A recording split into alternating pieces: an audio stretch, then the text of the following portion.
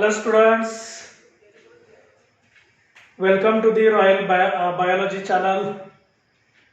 आज आपण आपला जो चालू टॉपिक आहे रिप्रोडक्शन इन लोअर या टॉपिक मध्ये आज आपण एक सगळ्यात शेवटचा काही टर्मिनॉलॉजी बेसिक टर्मिनॉलॉजी पाहणार आहे की ज्या शॉर्ट नोट साठी एमसीक्यू साठी वन सेंटेन्स साठी सीईटी साठी नीट साठी महत्त्वाचा पार्ट आहे। याच्यामध्ये अगदी सुरुवातीला आपण जो पार्ट बघणार आहे तो म्हणजे ॲपोमिक्सिस। पहिल्यांदा आपण बघणार आहे ॲपोमिक्सिस। ॲपोमिक्सिस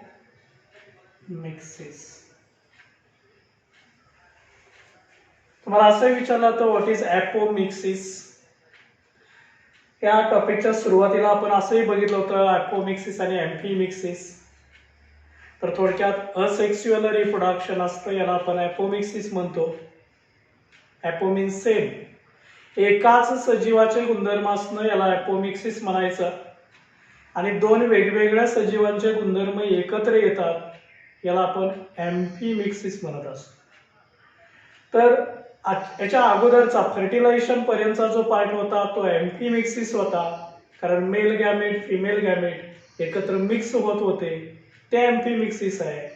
आणि जिथं गॅमेट्स नसतात असेक्स्युअल रिप्रोडक्शन होतं याला आम्ही म्हणत असतो ॲपोमिक्सिस। हे जर आपण व्याख्येमध्ये सांगायचं म्हटलं तर कसं सांगू शकतो आपण? A process of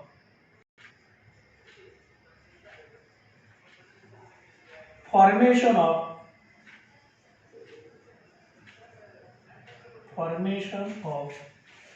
embryo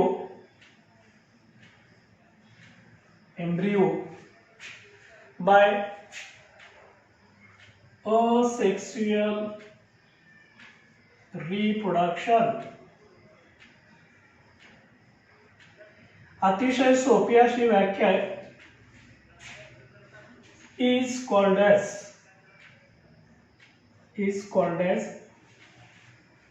ॲपोमिक्सिस।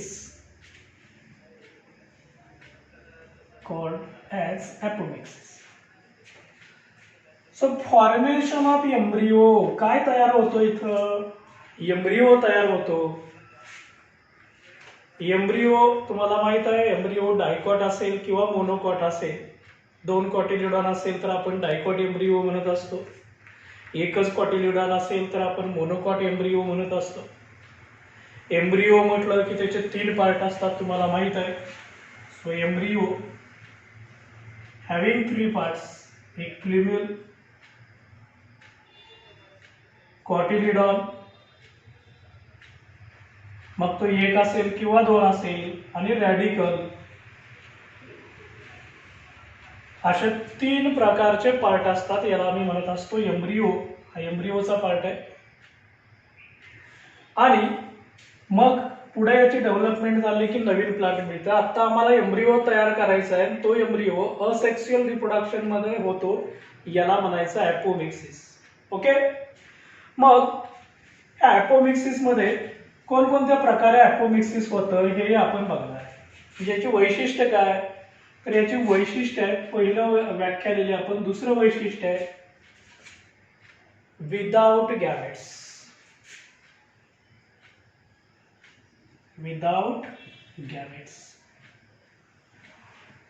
इथं कुठलेही गॅमेट्स नसतात, मेल आणि फिमेल गॅमेटची इथं आवश्यकता नसते, एकच पॅरेंट असतो। विदाउट गॅमेट्स, विदाउट फर्टिलायझेशन, इथं कुठलंही फर्टिलायझेशन होत नाही। विदाउट झायगोट, इथं कुठलाही झायगोट तयार होत नाही। Occurs in single parent,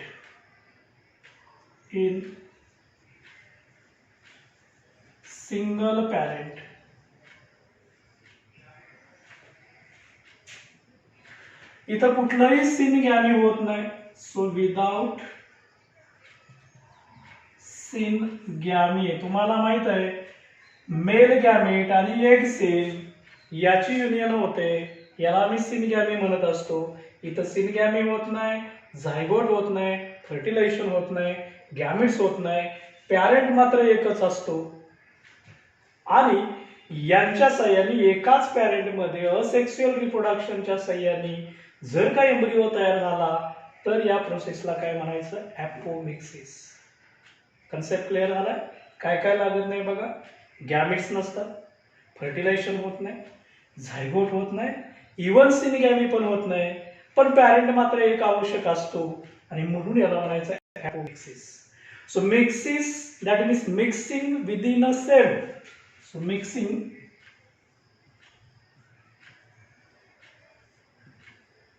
within same parent. So mixing within a same parent is nothing but apomixis. Is nothing but apomixis. आता ठीक आहे, ॲपोमिक्सिस असतं हे कसं होतं, कोणकोणत्या मेथड्स असतात, मेन फीचर्स काय आपण बघितलेले आहेत, हे आपण बघणार आहे. व्हिडिओ पॉज करा, हे लिहून घ्या किंवा स्क्रीनशॉट घ्या. ओके, बघूया आपण हे जे ॲपोमिक्सिस असतं हे ॲपोमिक्सिस कोणकोणत्या प्रकारे होतं हे आपण बघूया.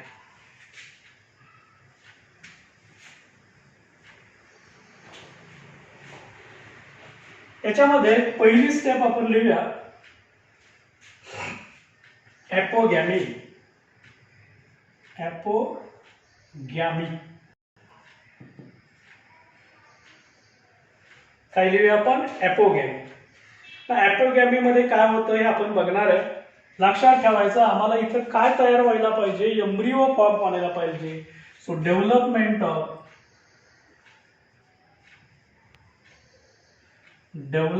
ऑफ एम्ब्रिओ फ्रॉम, हे खूप महत्वाचं आहे, from gametophytic cell. Gametophytic cell. So this is so much important. Gamy म्हटलं गॅमी, सो गॅमिटोफायटिक सेल असतं. ॲपोगॅमी ज्या प्रोसेसमध्ये एम्ब्रिओची डेव्हलपमेंट हे गॅमिटोफायटिक सेल पासून होते याला म्हणायचं apogamy. So development of embryo from gametophytic cell is called as apogamy. Okay, आता ही जी ॲपोगॅमी होते याच्यामध्ये गॅमिटोफायटिक सेल वापरली आणि आपल्याला माहित आहे गॅमिटोफायटिक सेल असते ही हॅप्लॉइड असते. From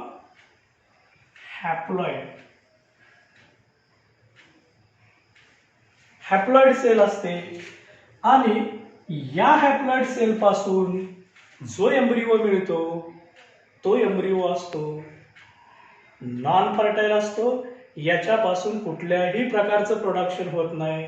so embryo is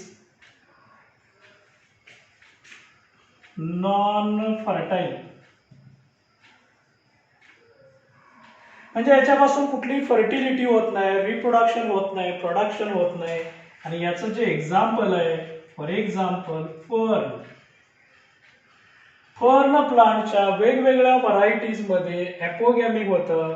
so development of embryo from gametophytic cell, from haploid cell, कारण गॅमिटोफायटिक सेल ही हॅप्लॉइड असते. So embryo is non fertile, embryo is also haploid. आणि याचं एक्झाम्पल आहे फर्न. तुम्ही काय लक्षात ठेवायचं आहे? गॅमिटोफायटिक सेल. गॅमिटोफाइट म्हटलं की ते हॅप्लॉइड असतं. हॅप्लॉइडच असेल तर तो कसा असतो? नॉन फर्टाईल असतो. क्लिअर? एक्झाम्पल आपण बघितलं fern. Then second, next B part आपण बघूया.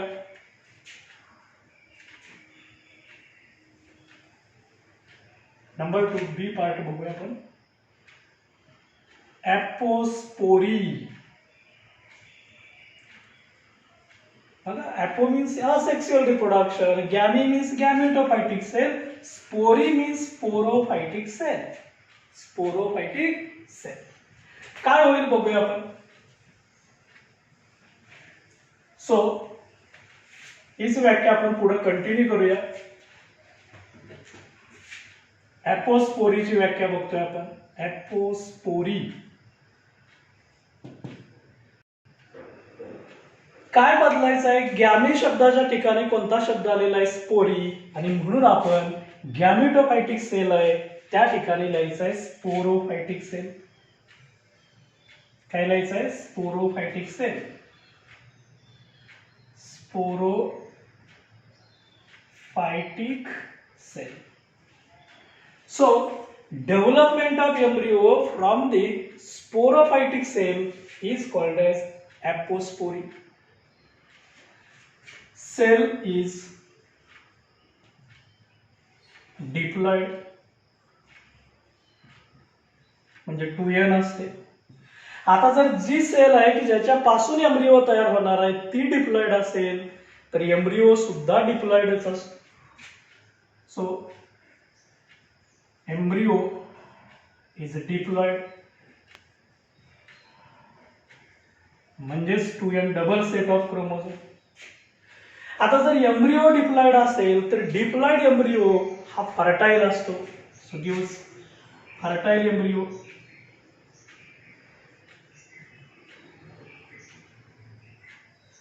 फर्टाईल इन द सेन्स या एम्ब्रिओ पासून पुढे रिप्रोडक्शन होत असतं, याला आपण फर्टाईल म्हणत असतो.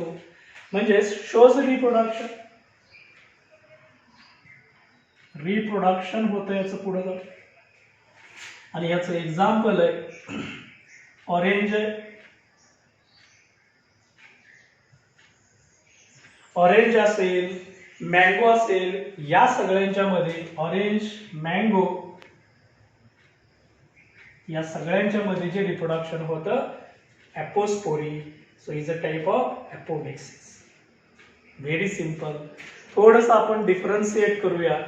म्हणजे तुम्ही ॲपोस्पोरी बघितलं, याच्या अगोदर ॲपोगॅमी बघितलं.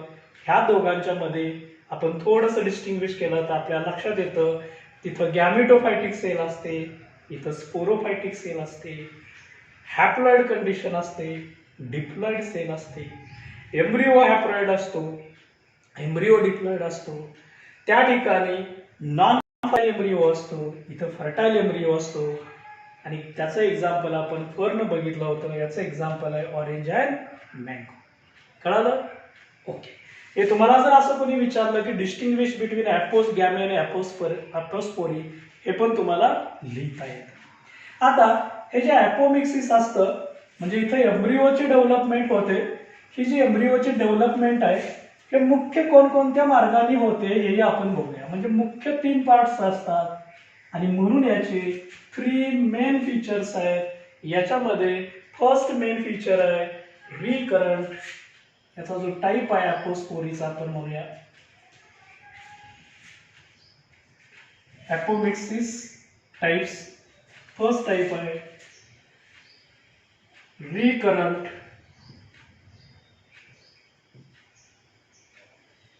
ॲपोमिक्सिस.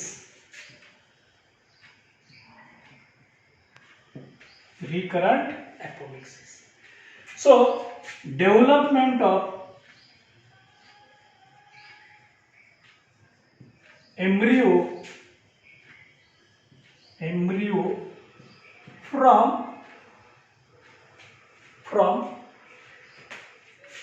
nucellus किंवा त्या वयूलच्या आतील अर्चिस्पोरियल cells. अर्चिस्पोरियल cell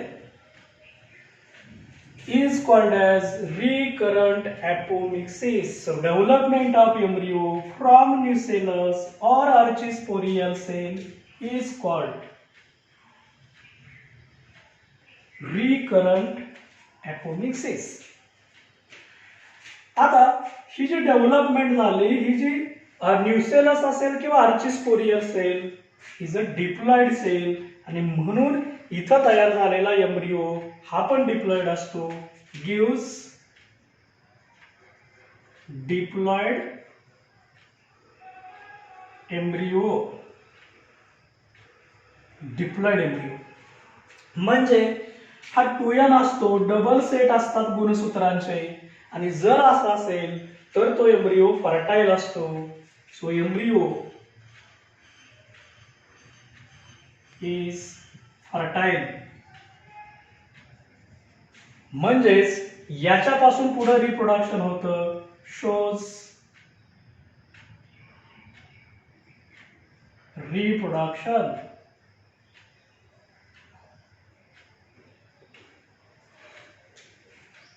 okay, shows reproduction.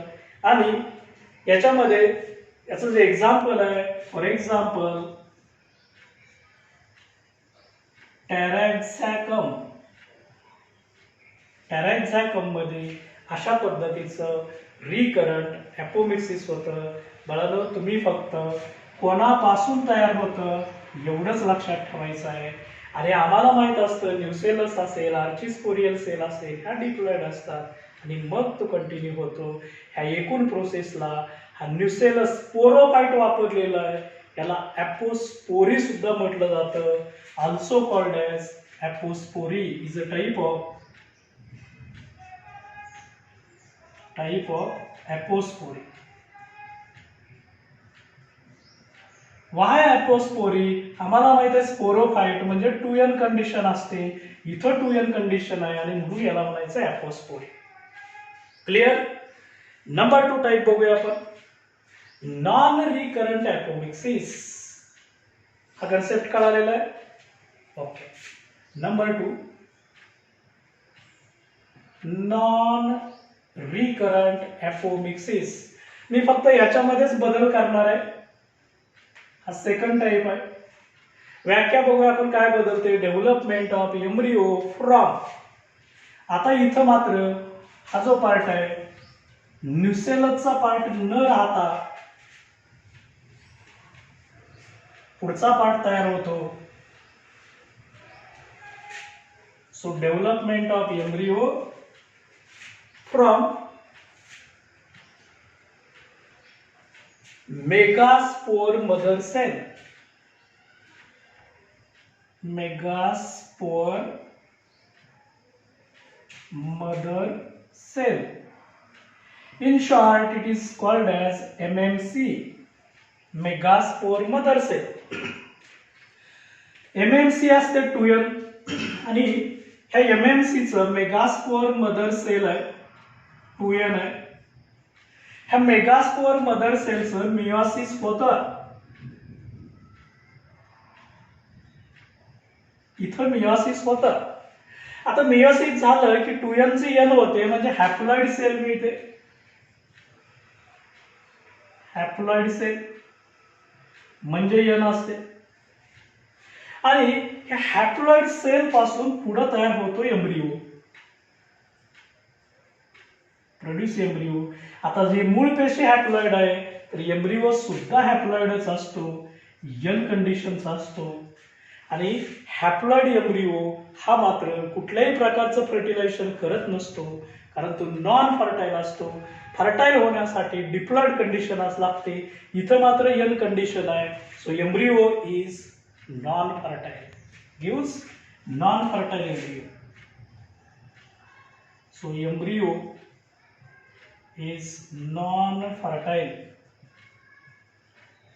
म्हणजे याच्यापासून रिप्रोडक्शन होत नाही. आणि इथं हे गॅमेटोफायटिक सेल असते. हॅप्लॉइड सेल म्हटलं की गॅमेटोफायटिक सेल असते, आणि म्हणून याला आपण ॲपोगॅमी म्हणत असतो. मगाशी आपण ॲपोस्पोरी बघितलं. So it is apogamy. Apogamy. आणि याचं एक्झाम्पल आहे, फॉर एक्झाम्पल निकोटिना. निकोटिनामध्ये अशा पद्धतीची डेव्हलपमेंट होते. याला म्हणायचं नॉन रिकरंट. हॅप्लॉइड सेल पासून असते, मेगास्पोर मदर सेल पासून होते. याला म्हणायचं non recurrent apomixis. Number 2 main type कळाला ॲपोमिक्सिसचा. आणि लास्ट टाईप आहे आपण बघणार आहे, शेवटचा टाईप आहे ॲडव्हेंटिव्ह. ॲडव्हेंटिव्ह ॲपोमिक्सिस शेवटचा टाईप आहे. Number 3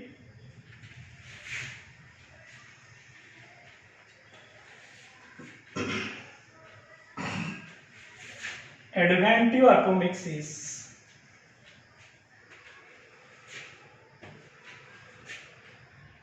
So adventive apomixis.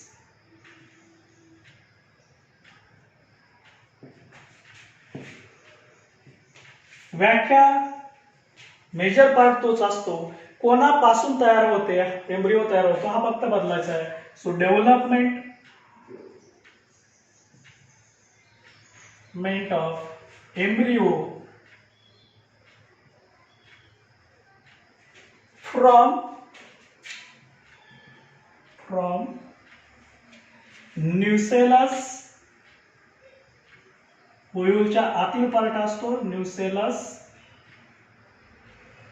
और इंटिग्युमेंट्स.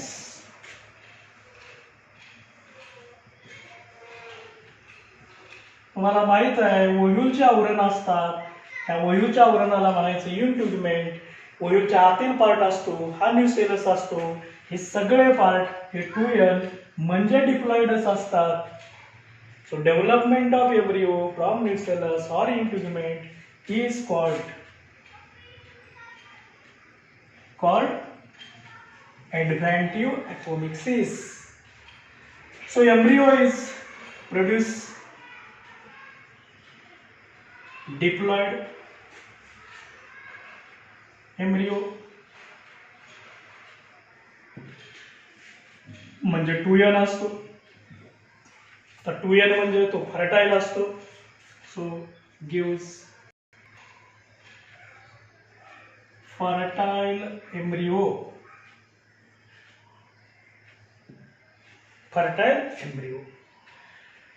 आता याला असंही म्हटलं जातं पण हे जे एम्ब्रिओचे डेव्हलपमेंट होते न्यूसेलस इंटिग्युमेंट पासून होते, पण ही डेव्हलपमेंट होत असताना विथ नॉर्मल झायगॉटिक एम्ब्रिओ. म्हणजे इथं झायगॉटिक एम्ब्रिओ पण असतो. झायगॉटिक एम्ब्रिओ हा सेक्स्युअल रिप्रोडक्शनने तयार झालेला असतो आणि हा मात्र असेक्स्युअल रिप्रोडक्शन होत असतो. So development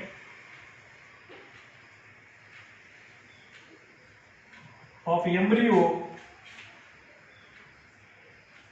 with normal zygotic embryo. हे खूप महत्वाचं आहे. नॉर्मल झायगॉटिक एम्ब्रिओ पण असतो आणि न्यूसेलस पासून तयार पण झालेला असतो. याचाच अर्थ एका फिमेल सॅक मध्ये गॅमेटोपॅटिक सॅक मध्ये 2 एम्ब्रिओ किंबहुना त्यापेक्षा जास्त असतात आणि म्हणून याला असंही म्हटलं जातं पॉलीएम्ब्रिओनी.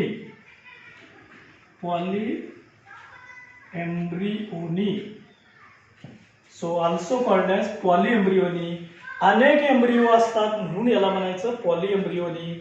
आणि याचं जे एक्झाम्पल आहे फॉर एक्झाम्पल मँगो आहे, ओके, ऑरेंज आहे, लेमन आहे. ऑरेंज असेल, लेमन आहे, यांच्यामध्ये ऍडव्हेंटिव्ह टाइप ऑफ ऍपोमिक्सिस होत असतं. बघा आपण ऍपोमिक्सिस त्याची वैशिष्ट्य बघितली, ऍपोगॅमी, ऍपोस्पोरी बघितली आणि त्याच्यानंतर मुख्य 3 टाइप्स बघितले. एक रिकरंट ऍपोमिक्सिस, दुसरे नॉन रिकरंट ऍपोमिक्सिस आणि शेवटचं बघितलं आपण ऍडव्हेंटिव्ह ऍपोमिक्सिस. इथं ऍपोमिक्सिस ही जी टर्म असते सो प्रोडक्शन और development of embryo by asexual reproduction is called as apomixis. Concept clear झालाय? ओके. आता याच्यातला एक नवीन टर्म आपण बघूया, पार्थेनोकार्पी किंवा पार्थेनोजेनेसिस. नेक्स्ट टर्म आपल्याला बघायचं आहे पार्थेनोकार्पी किंवा पार्थेनोजेनेसिस.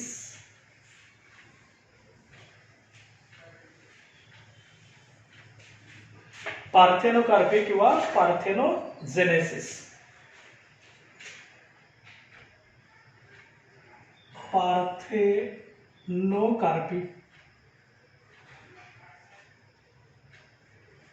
किंवा parthenogenesis.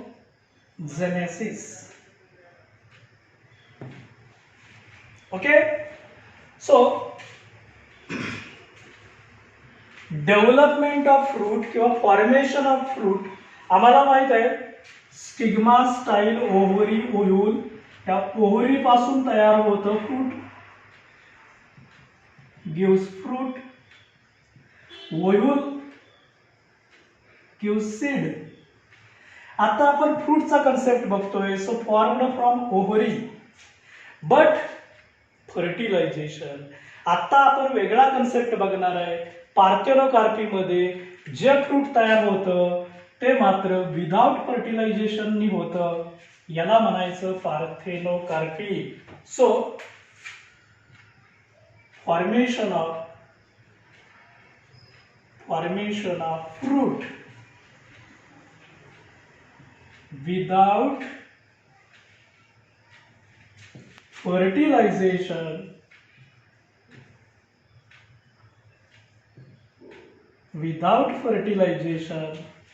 is called as parthenocarpy.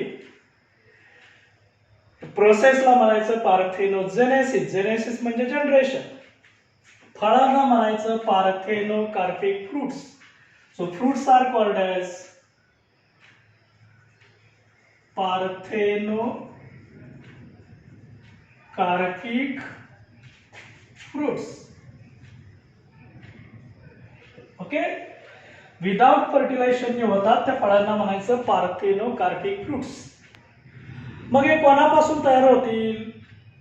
तर जनरली आम्ही बघितलं तर काही प्लांट्स मध्ये याचं जर एक्झाम्पल आम्ही बघितलं, फॉर एक्झाम्पल बनाना आहे, ओके, ग्रेप्स आहे,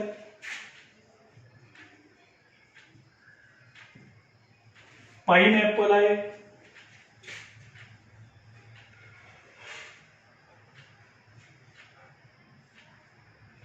so banana, grapes, pineapple, papaya.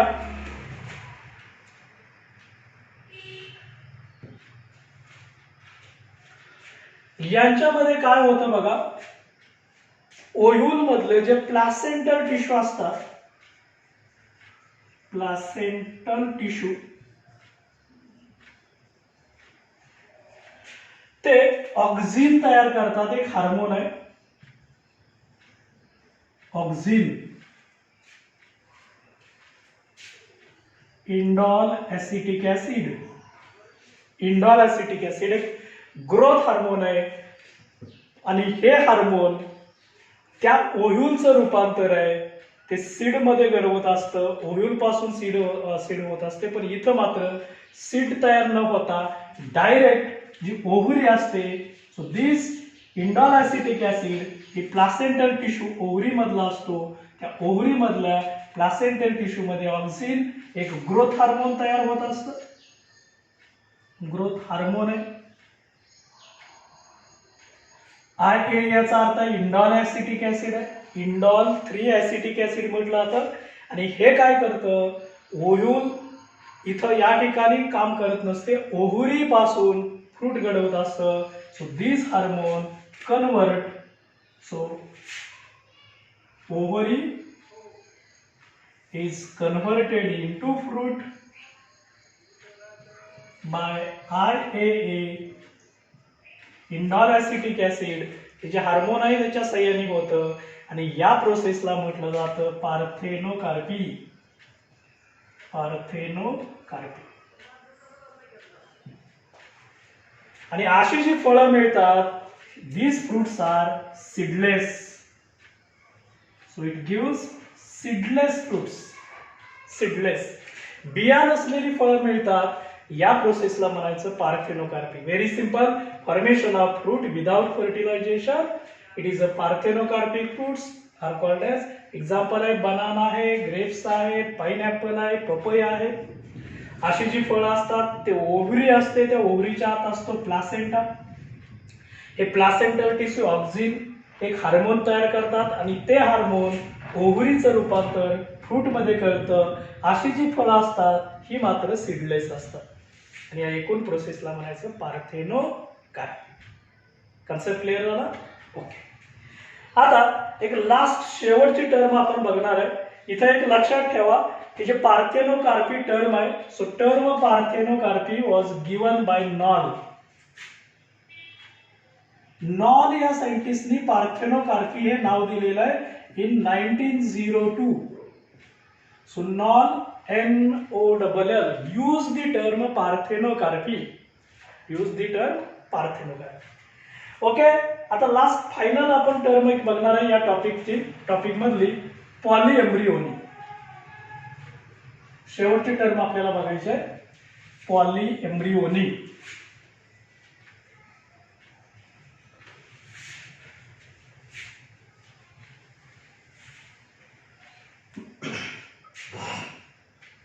Polyembryony. Polyembryony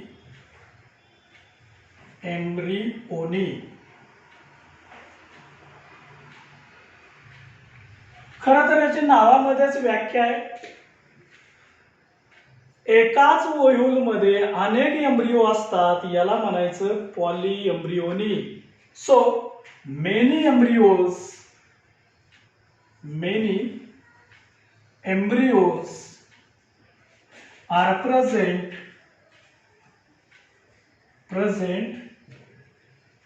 in ovule किंवा इनसाइड सीड.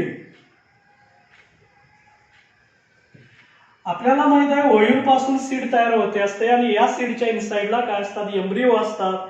आणि अनेक एम्ब्रियो असणं, poly means many, embryony means embryos. See, this condition is called as polyembryony. Okay, called as polyembryony. आता हे जे polyembryony आहे याचे वेगवेगळे टाइप्स आहेत, अनेक टाइप्स असतात. ही पॉलीएम्ब्रियोनी ही फर्स्ट टाइम वेगळ्या एका सायंटिस्टनी शोधून काढलेले आहे. So it was first observed by Leeuwenhoek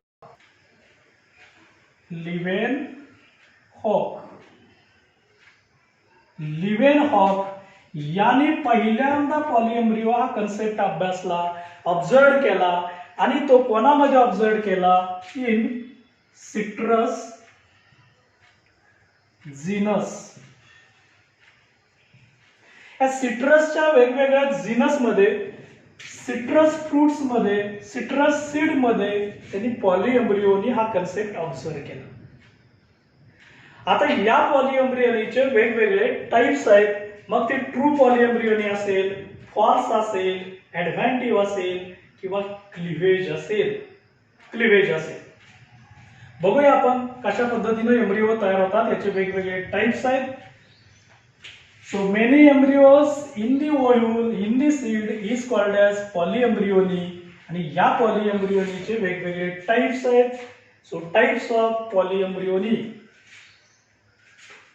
याचे आपल्याला टाइप्स बघायचे. Types of polyembryony. नंबर 1 आहे ट्रू पॉलीएम्ब्रियोनी.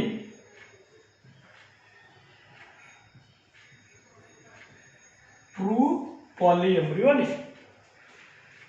सिंपल आहे. Development of embryo from same female gametophyte किंवा सेम एम्ब्रियो सॅक. म्हणजे हा एम्ब्रियो सॅक आहे आणि याच एम्ब्रियो सॅक मध्ये एम्ब्रियोची डेव्हलपमेंट होते, याला म्हणायचं पॉलीएम्ब्रियो आणि ट्रू पॉलीएम्ब्रियोनी म्हणायचं. So development of true polyembryony. So embryos formed, so embryos developed from same embryo sac. So असं म्हणा, इन शॉर्ट लिहूया आपण. एम्ब्रियोज, मेनी एम्ब्रियोज असतात, many embryos from same embryo sac. Embryo sac. Same embryo sac हा शब्द खूप महत्वाचा आहे. याला म्हणायचं true polyembryony, same embryo sac. Okay. Second type आहे false polyembryony. So many embryos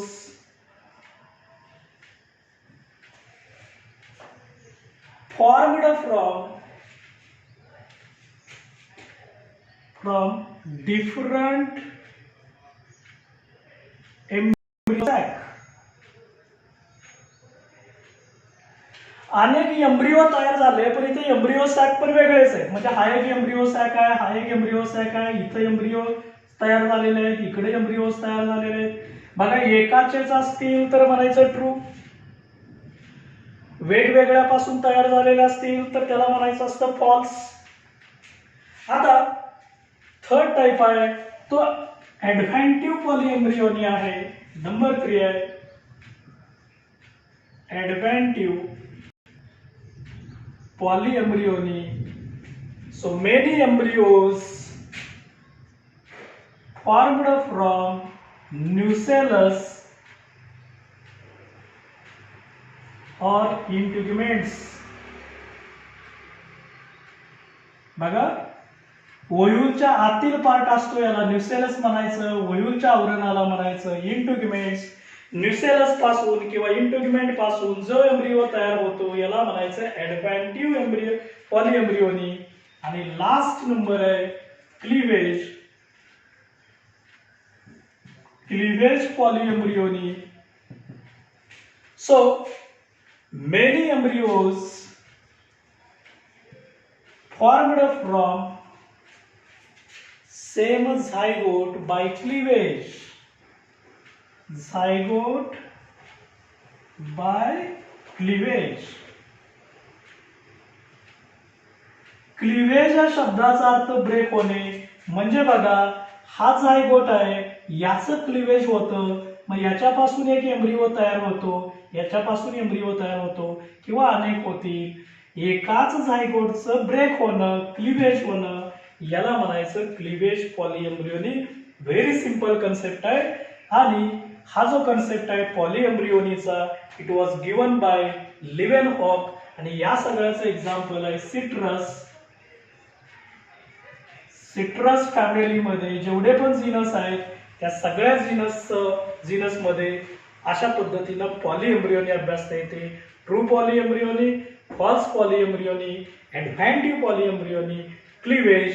तुम्ही फक्त लक्षात ठेवायचं आहे जर सेम एम्ब्रिओ सॅक असेल तर ट्रू म्हणायचं, डिफरंट एम्ब्रिओ सॅक असेल तर फॉल्स म्हणायचं, न्यूसेलस किंवा इंटिग्युमेंट्स असतील तर याला ऍडव्हेंटिव्ह म्हणायचं, आणि झायगोट ब्रेक होऊन तयार होत असेल तर याला म्हणायचं क्लीवेज म्हणायचं.